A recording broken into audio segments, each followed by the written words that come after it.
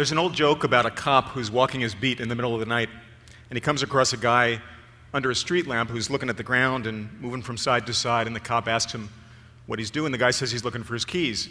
So the cop takes his time and looks over and kind of makes a little matrix and looks for about 2-3 minutes. No keys. The cop says, are you sure, hey buddy, are you sure you lost your keys here? And the guy says, no, actually I lost them down at the other end of the street, but the light is better here. There's a concept that people talk about nowadays called big data. And what they're talking about is all of the information that we're generating through our interaction with and over the internet. Everything from Facebook and Twitter to music downloads, movie streaming, all this kind of stuff, live streaming of TED. And the folks who work with big data, for them, they talk about that their biggest problem is we have so much information. The biggest problem is how do we organize all that information? I can tell you that working in global health, that is not our biggest problem. Because for us, even though the light is better on the internet,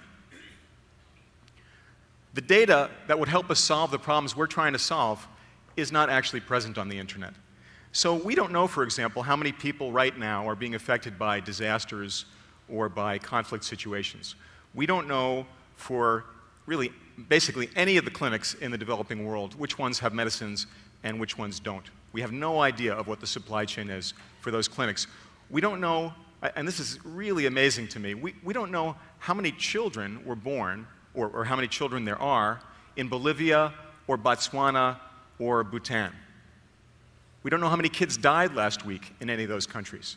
We don't know the needs of the elderly, the mentally ill, for all of these different critically important problems or critically important areas that we want to solve problems in. We basically know nothing at all. And part of the reason why we don't know anything at all is that the information technology systems that we use in global health to find the data to solve these problems is what you see here. And this is about a 5,000-year-old technology. Some of you may have used it before. It's kind of on its way out now, but we still use it for 99% of our stuff. This is a paper form. And what you're looking at is a paper form in the hand of a Ministry of Health nurse in Indonesia who is tramping out across the countryside in Indonesia on, I'm sure, a very hot and humid day. And she is going to be knocking on thousands of doors over a period of weeks or months, knocking on the doors and saying, excuse me, we'd like to ask you some questions. Do you have any children? Were your children vaccinated? Because the only way we can actually find out how many children were vaccinated in the country of Indonesia, what percentage were vaccinated, is actually not on the internet, but by going out and knocking on doors. Sometimes tens of thousands of doors. Sometimes it takes months to even years to do something like this. A census of Indonesia would probably take 2 years to accomplish. And the problem, of course, with all of this is that with all those paper forms, and I'm telling you, we have paper forms for every possible thing. We have paper forms for vaccination surveys. We have paper forms to track people who come into clinics. We have paper forms to track drug supplies, blood supplies, all these different paper forms for many different topics. They all have a single common endpoint, and the common endpoint looks something like this. And what we're looking at here is a truck full of data. Right? This is the data from a single vaccination coverage survey in a single district in the country of Zambia from a few years ago that I participated in.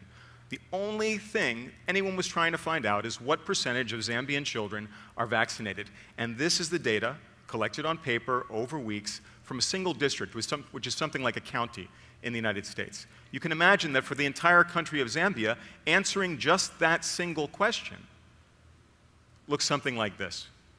Right? Truck after truck after truck filled with stack after stack after stack of data. And what makes it even worse is that that's just the beginning. Because once you've collected all that data, of course, someone's going to have to, some unfortunate person is going to have to type that into a computer. When I was a graduate student, I actually was that unfortunate person sometimes. I can tell you I often wasn't really paying attention. I probably made a lot of mistakes when I did it that no one ever discovered. So data quality goes down. But eventually, that data hopefully gets typed into a computer, and someone can begin to analyze it. And once they have an analysis and a report, hopefully then you can take the results of that data collection and use it to vaccinate children better. Because if there's anything worse in the field of global public health, I don't know what's worse than allowing children on this planet to die of vaccine-preventable diseases. Diseases for which the vaccine costs $1. And millions of children die of these diseases every year. And the fact is, millions is a gross estimate because we don't really know how many kids die each year of this. What makes it even more frustrating is that the data entry part, the part that I used to do as a grad student, can take sometimes 6 months. Sometimes it can take 2 years to type that information into a computer. And sometimes, actually not infrequently, it actually never happens. Now try and wrap your head around that for a second. You just had teams of hundreds of people. They went out into the field to answer a particular question. You probably spent hundreds of thousands of dollars on fuel and photocopying and per diem. And then for some reason, momentum is lost or there's no money left. And all of that comes to nothing because no one actually types it into the computer at all. The process just stops. Happens all the time. This is what we base our decisions on in global health. Little data, old data, no data. So back in 1995, I began to think about ways in which we could improve this process. Now, 1995, obviously that was quite a long time ago. It kind of frightens me to think of how long ago that was. The top movie of the year was Die Hard with a Vengeance. As you can see, Bruce Willis had a lot more hair back then.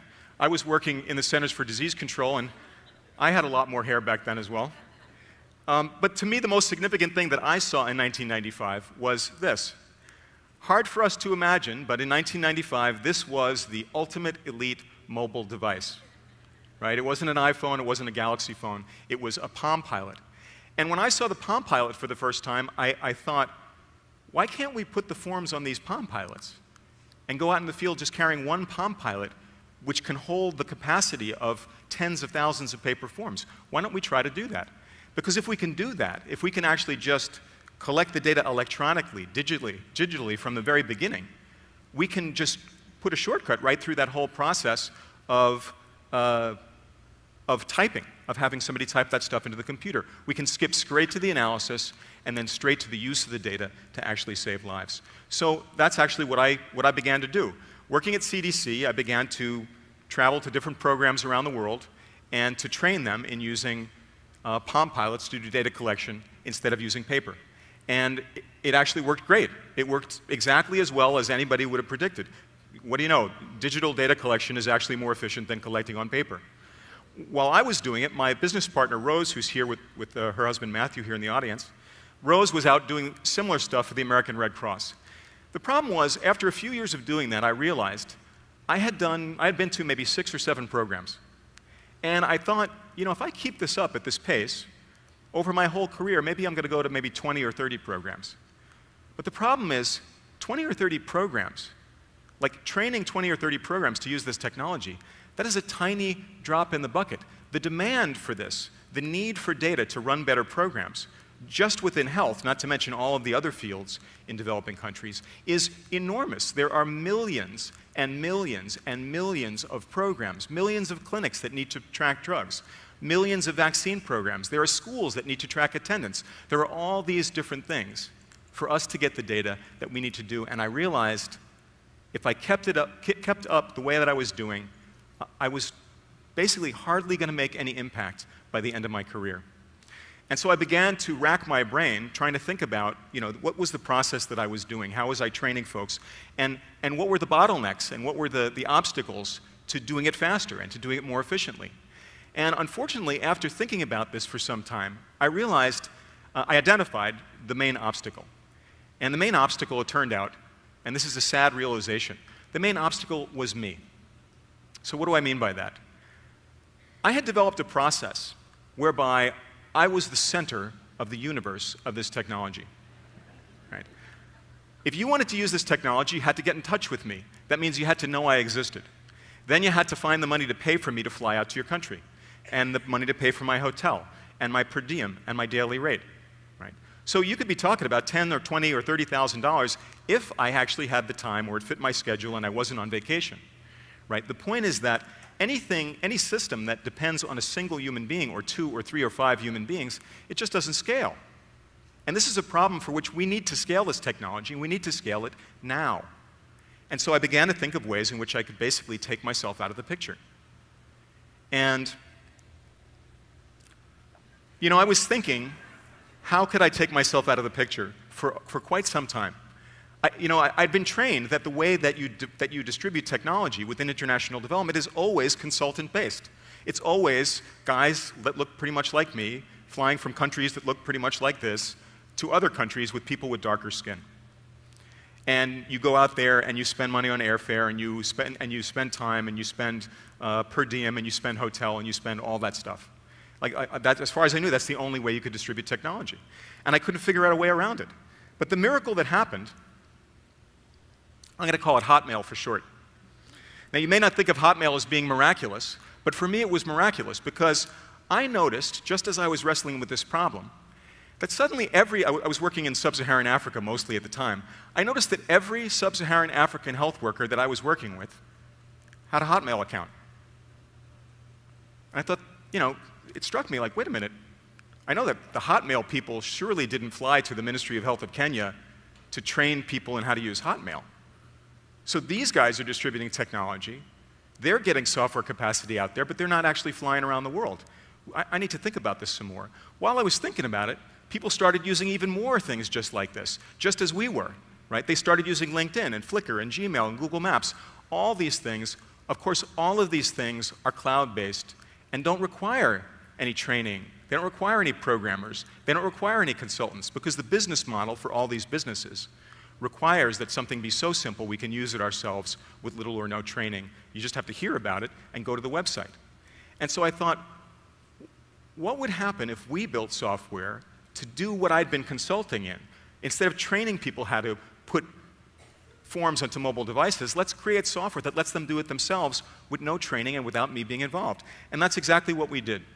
So we created software called Magpie, which has an online form creator. No one has to speak to me. You just have to hear about it and go to the website. You can create forms, and once you've created the forms, you push them to a variety of common mobile phones. Obviously, nowadays, we've moved past Palm Pilots to mobile phones. And it doesn't have to be a smartphone. It can be a basic phone like the phone on the right there, the basic kind of Symbian phone that's very common in developing countries. And the great part about this is it's just like Hotmail. It's cloud-based, and it doesn't require any training, programming, consultants. But there are some additional benefits as well.